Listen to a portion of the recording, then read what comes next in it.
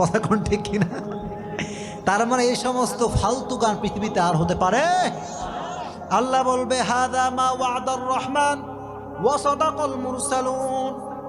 আল্লাহ বলবেন গোলাম এই দিন হচ্ছে সেই দিন যেই দিনের ওয়াদা করেছে একজন, তিনি কে?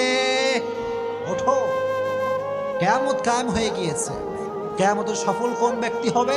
ফাম্মা মান সাকুলাত মাওয়াজিনু ফাহুয়া ফি ঈশাতির রাদিয়া ওয়া আম্মা মান খাফাত মাওয়াজিনু ফাউম্মুহু হাওিয়া।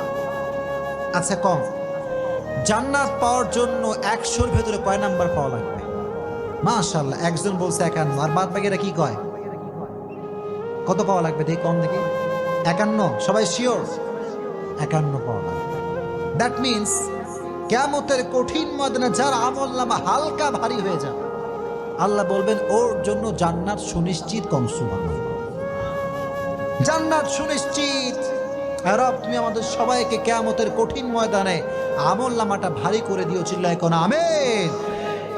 আর যার আমলনামা হালকা হয়ে যাবে, ওয়ানাহান নাফসা আনিল হাওয়া, যে ব্যক্তি নিজেকে গুনাহের থেকে বাঁচাবে জান্নাত তাকে দিবে একজন, তিনি কে?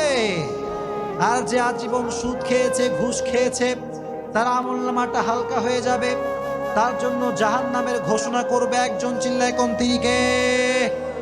রব তুমি আমাদের সকলের আমলনামাকে ভারী করে দিও, চিল্লায় কোন আমিন।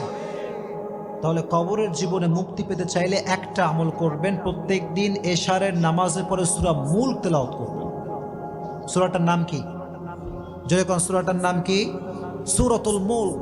যুবক ভাইরা, মুরব্বীরা, মা বোনরা সবাইকে বলছি, এশারের নামাজের পরে বসে আপনি সূরা মুলক তেলাওয়াত করবেন।